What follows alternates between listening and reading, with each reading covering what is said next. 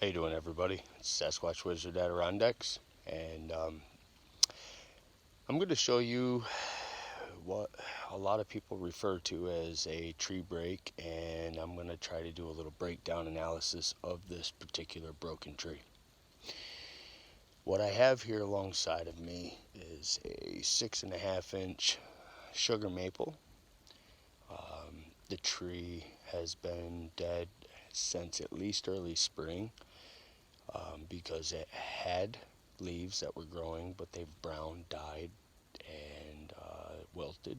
So it leads me to believe that sometime in the spring, after the leaves sprouted, the tree then fell. Why it fell, I have no answer for that. I have no apparent tracks on the ground from any large animal that may have done anything here. There are no major markings on the tree where anything may have tried to force the tree down for any reason whatsoever. So let's just take a look at the tree.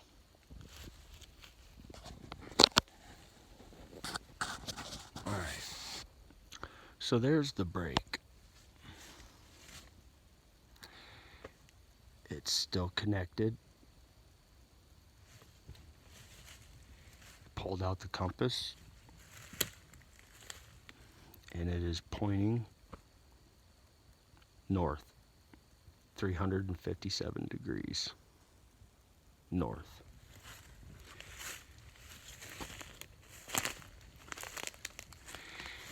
Here are the wilted leaves.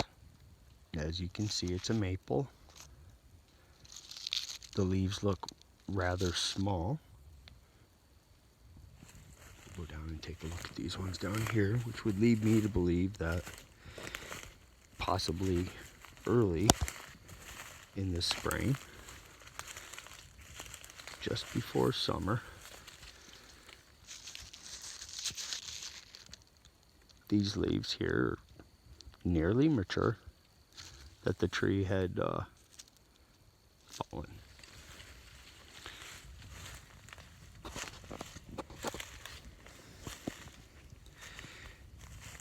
We have a lot of fern in the area.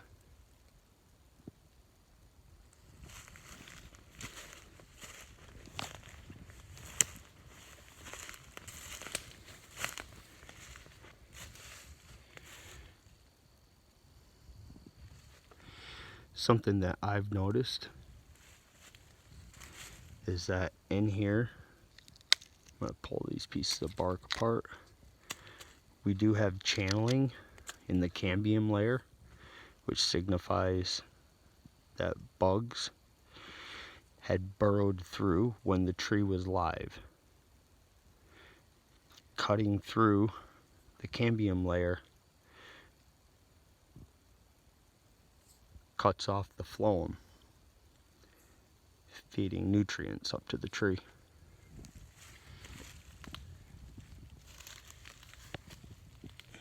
You can see that this is very punky on the back side, not so much on the front side. I'm going to put a little light on this.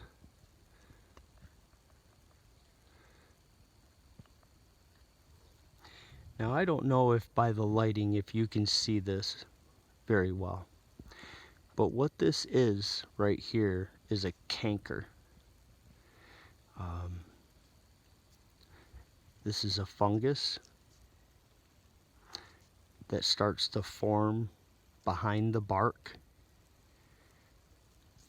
Starts out kind of like a brownish tone. Then the bark falls off, and then the canker turns grayish and rock hard. One type of that is hypoxylon canker. I don't know if this is hypoxylon canker, but it could very well be.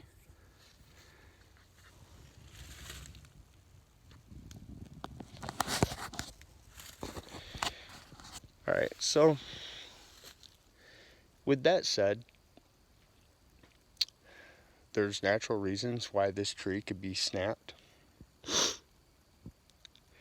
It's pointing north, and because I know this area very well, I know that it is pointing directly at an early find of mine that was interesting in 2020, which were twin dead trees that were approximately 10 to 12 inches thick, 12 to 14 feet long, that were propped up in parallel, two together, on a deadfall tree, going horizontal, and those two, and those, I would have to go back and check my notes, were pointing, would be northwest.